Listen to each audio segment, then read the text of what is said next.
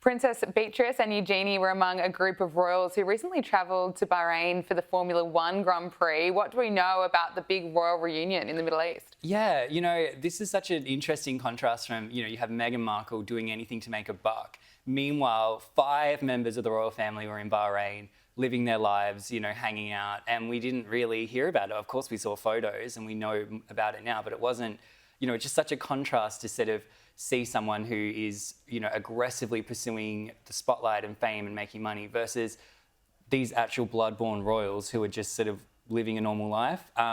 So yeah, as you said, they were all in Bahrain. It was Eugenie and Beatrice, obviously sisters, best friends. They're always there. They go to the Middle East a lot. They do a lot of business over there.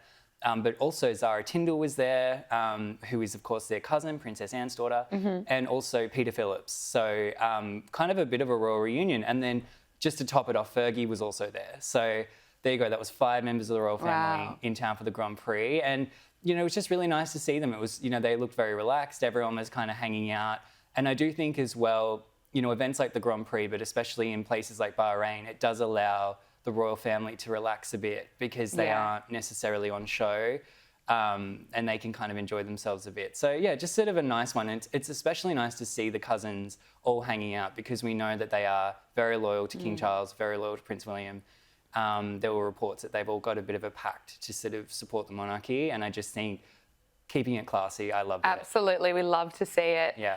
Meanwhile, Prince Harry has reportedly become more distant than ever from his father, King Charles. What do we know about the current state of their relationship? Look, this was quite a sad update. I mean, there was reports this week in the British press that allegedly Harry was learned about King Charles' recent hospital stay from the media. He wasn't notified that his father was in hospital. Of course, King Charles spent several days in hospital earlier this month related to his cancer treatment.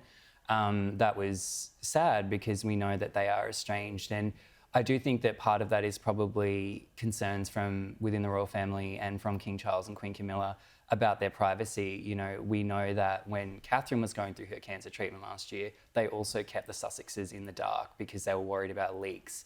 And that is not necessarily to suggest that it would be Meghan or Harry leaking, but I do think that they are surrounded by a group of sycophants and publicity people that maybe inadvertently would reveal something. So I think it's a very complicated situation. I don't think it's ideal for either party. I don't think Charles wants to be, estranged from his son, and I don't think Harry wants to be finding out about his family in the press. But it's just the way it has to be. I mean, they made their decision, and this is a very sort of sad example of that. Absolutely, it is very sad. Denmark's Princess Isabella has made her first public speech as the Danish royal family continues to celebrate her 18th birthday.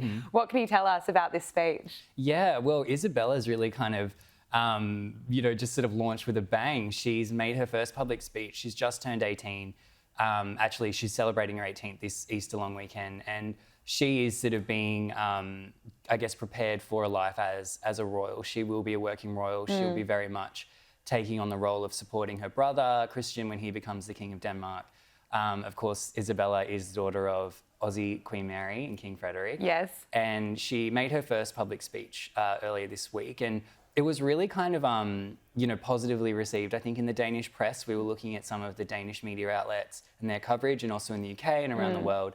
And people kind of love her sort of sense of humour. She kind of made there was this funny line at the start of the speech where she referenced kind of this infamous thing that happened a few years ago where, and this is, happens to the best of us, she was picked up on a microphone kind of having a bit of a tense moment with Mary. And it was this sort of like thing that was hanging over her head for a few years, and people were like, oh, remember that clip of, Isabella snapping at Mary? And then she just sort of said, look, here I am, I'm in front of the microphone. Now I know that the microphone's on. Now it's on. Yeah. So she'll still have a go at her mum. But, people love that. I think she just sort of, what a master stroke to just sort of get ahead of it, have a bit of a joke. And, the Danes love that. So, and at 18, birthday. what a big future ahead of her. Reilly Sullivan, thank you so much for joining us. Thank you.